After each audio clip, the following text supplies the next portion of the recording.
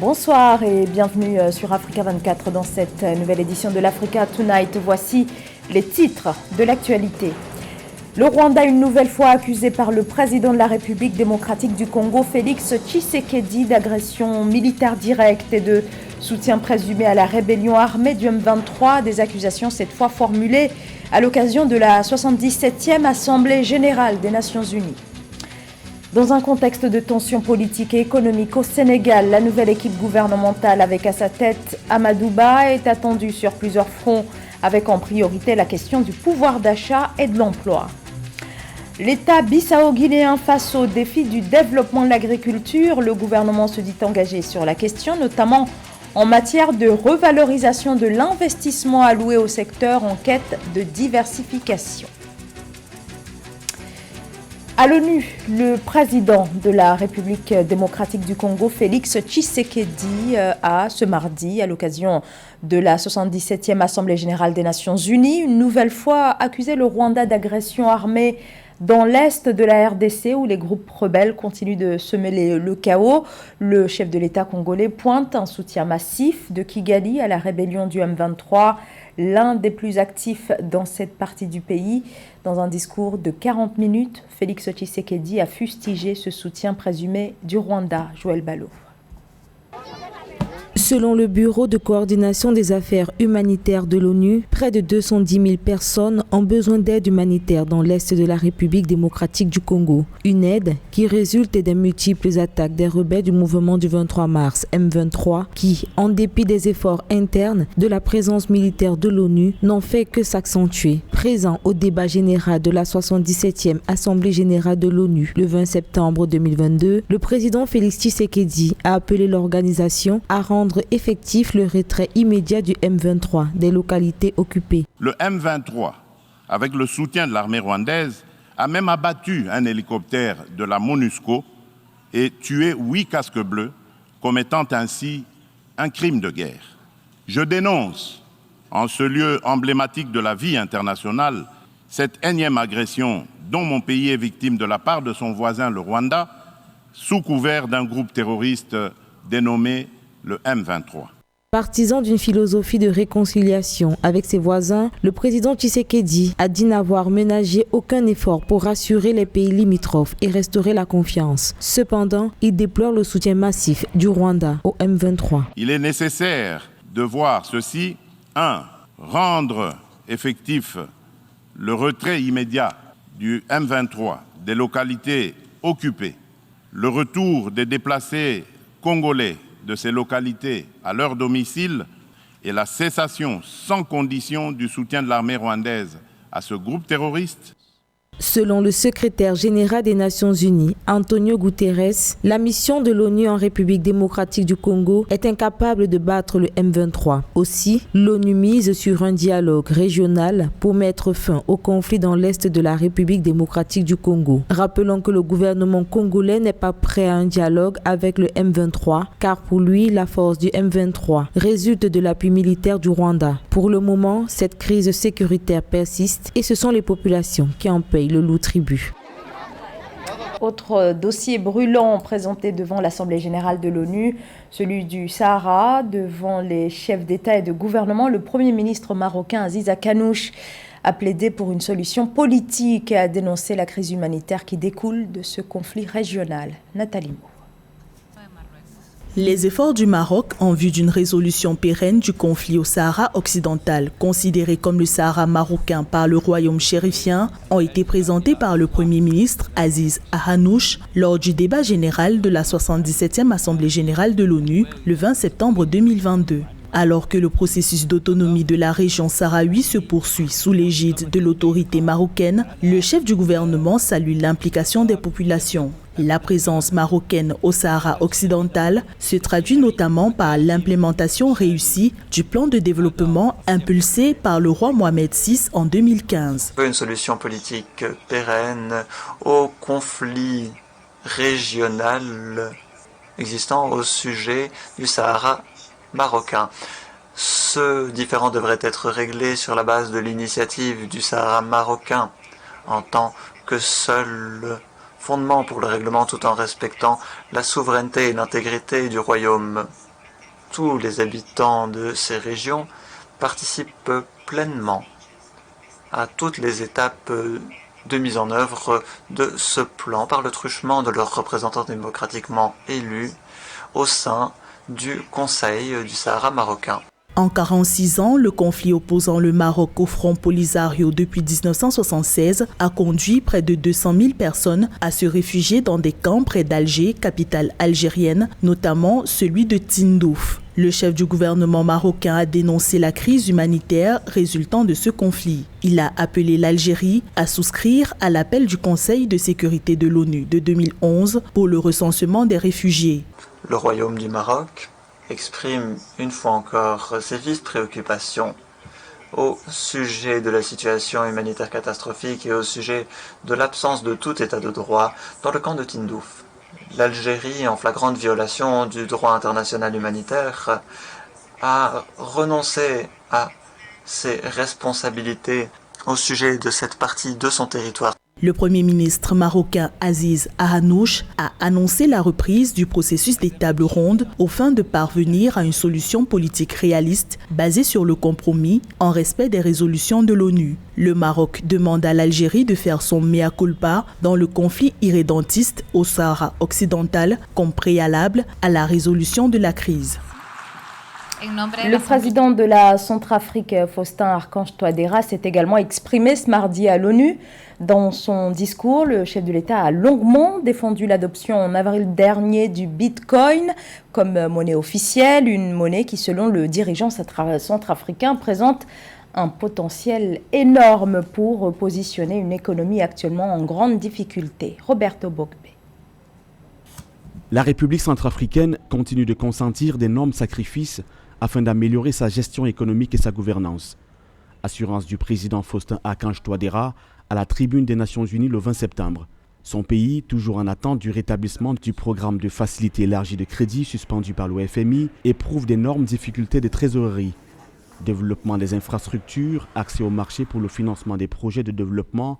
En devenant le premier pays africain à adopter le Bitcoin, la République centrafricaine veut apporter des solutions et de l'efficacité à son économie. Cette initiative ambitieuse et innovante présente un potentiel énorme pour repositionner l'économie, améliorer les perspectives et changer le destin des Centrafricains.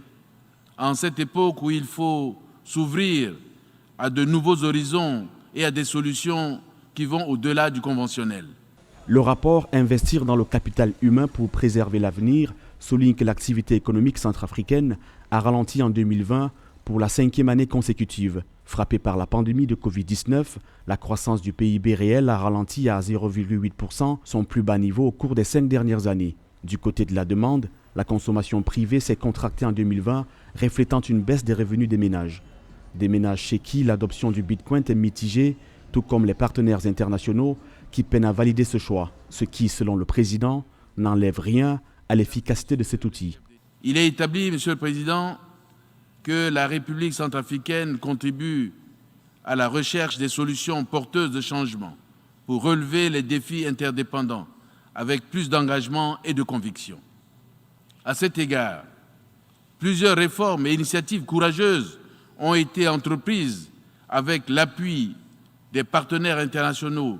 Amélioration macroéconomique et la gestion fiscale, accès au marché des capitaux pour le financement de projets, amélioration des ressources domestiques, économie résiliente capable de résister aux chocs internes et externes à travers la diversification de l'économie, développement des mécanismes de financement innovants et bien d'autres, les défis économiques de la République centrafricaine restent nombreux pour faire face à l'absence des appuis budgétaires des partenaires techniques et financiers. Pour s'en sortir, le gouvernement expérimente des solutions innovantes.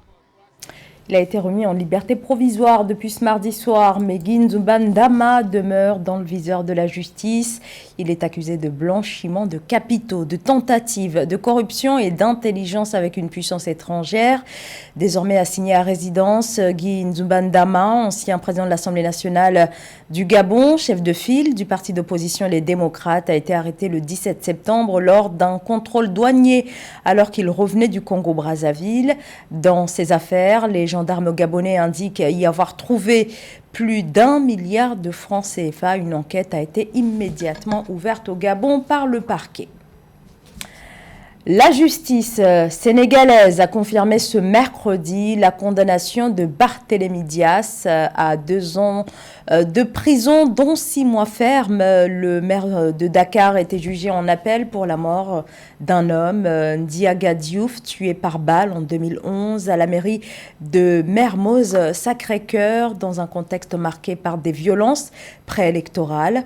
Barthélémy Dias avait été condamné dans cette affaire en 2017 à déjà purger sa peine en détention provisoire. Avec le maintien de cette condamnation, Barthélémy Dias va-t-il perdre son mandat de député? C'est toute la question. Les avocats de Barthélémy Dias, l'un des principaux opposant au président Macky Sall et un candidat possible aussi en vue de la présidentielle de 2024, eh bien, ces avocats dénoncent ce verdict et ont exprimé leur intention de se pourvoir en cassation. La nouvelle équipe gouvernementale a affiché ses priorités, parmi lesquelles le pouvoir d'achat et l'emploi. Développer les infrastructures, aller plus loin dans la concrétisation du plan Sénégal émergent, le cadre de référence des politiques de la présidence Macky Sall. Les défis sont nombreux pour le nouveau gouvernement sénégalais dirigé par Amadou Ba. Joël Ballot. À 61 ans, Amadou Ba, ancien ministre des Finances, ancien ministre des Affaires étrangères du Sénégal, prend les rênes du gouvernement. Nommé par décret présidentiel le 17 septembre 2022, le nouveau Premier ministre aura la lourde charge d'améliorer le climat politique, économique et social du Sénégal au cours des 16 prochains mois. L'une des priorités sera de concrétiser la vision du président Macky Sall sur le plan Sénégal émergent entamé en 2014 et qui consiste à doubler la croissance économique du pays tous les 10 ans. Le plan Sénégal émergent, c'est 3 axes fondamentalement. Premièrement, c'est la transformation de l'économie, transformation économique, transformation structurelle de l'économie, ça c'est l'axe numéro 1. Et l'axe 2 justement du plan Sénégal émergent, c'est le développement du capital humain, l'inclusion. Le 3e axe du plan Sénégal émergent, c'est la gouvernance, la bonne gouvernance, la paix et la sécurité. Parce qu'aujourd'hui, on a beau dire, on ne peut pas transformer l'économie si le pays n'est pas bien gouverné. En 2021, l'économie sénégalaise a amorcé sa reprise grâce au plan d'action prioritaire ajusté et accéléré, avec une croissance de 6,1% contre 1,3% en 2020. Le Sénégal figure parmi les pays ouest-africains ayant réalisé une grande performance en matière d'accès à l'électricité avec un taux de 76% en 2019. Des efforts palpables enregistrés au cours des dernières années qui devraient se multiplier au niveau du pouvoir d'achat des ménages, de la création de l'emploi et de la modernisation des infrastructures du pays. Aujourd'hui, nous avons tout le budget consolidé d'investissement, donc les investissements qui sont faits au Sénégal par l'État seul ou en tout cas avec le soutien des partenaires techniques et financiers. Ce que l'on peut dire aujourd'hui, c'est que ces investissements sont parfaitement alignés sur le plan Sénégal émergent. Avec l'entrée en service du nouveau gouvernement, plusieurs réformes seront mises en œuvre pour se rapprocher de la vision du président Macky Sall avant l'échéance présidentielle de 2024. Des efforts qui s'inscrivent dans un contexte politique marqué par de fortes dissensions depuis les législatives de juillet 2022. L'agriculture, un secteur en crise sur le continent africain et pour cause. Seuls 5 pays respectent les engagements de Maputo de 2003 d'y consacrer au moins 10% de leur budget. Mais certains États, à l'instar de la Guinée-Bissau, à travers son plan national d'investissement agricole 2030-2063, disent vouloir inverser la tendance en matière de politique agricole et de financement afin de développer un secteur en quête de diversification. Nathalie Moore. La noix de cajou représentant près de 90% de sa production agricole, la Guinée-Bissau veut diversifier son tissu agricole. Le plan national d'investissement agricole 2030-2063 vise un double objectif d'amélioration de la productivité et d'accroissement des revenus pour les travailleurs du secteur et de l'État. Le programme s'emploie au développement de la production vivrière, la valorisation des produits agricoles, la rénovation des infrastructures rurales, l'amélioration de l'accès au marché et la diversification des exportations. On sait que la Guinée-Bissau repose pour l'essentiel sur la culture de la noix d'acajou. C'est presque 80% à presque 90% de leur production. Et je pense que l'intérêt du nouveau gouvernement est vraiment de pouvoir diversifier. Donc je pense que l'idée aussi derrière ça, c'est vraiment d'intensifier l'agriculture et de pouvoir avoir une stratégie pérenne afin non seulement de avoir plus de capitaux pour pouvoir avoir des tracteurs et des intrants, pour pouvoir intensifier son agriculture afin vraiment de pallier aux problématiques africaines, notamment la lutte contre justement la sous-alimentation et l'insuffisance alimentaire. L'agriculture représente un important potentiel pour la Guinée-Bissau avec 1,4 million d'hectares de terres à vocation agricole, soit un peu plus de 30% de la superficie totale du pays. Des experts conseillent la culture de céréales telles que le riz, le mil, le maïs, le sorgho, mais aussi la patate douce, le manioc et l'arachide, ainsi que des cultures de rente comme le coton et les fruits. Avoir de l'agriculture comme par exemple la production agricole, produire du riz et d'autres produits, notamment la culture BCR, aussi des produits comme les fruits, ça va permettre non seulement de diversifier, mais de pouvoir aussi avoir accès à une production qui pourra être écoulée dans les pays de la sous-région. La dépendance excessive à la culture de la noix de cajou expose cependant le pays aux chocs économiques. L'agriculture joue un rôle important dans la balance commerciale du pays, puisqu'elle génère plus de 90% des recettes d'exportation. Cependant, le secteur agricole bissau-guinéen reste fragile du fait de faiblesses structurelles exacerbées par des tensions sociopolitiques. C'est la fin de ce journal. Merci de votre fidélité. Restez sur Africa 24, l'information continue.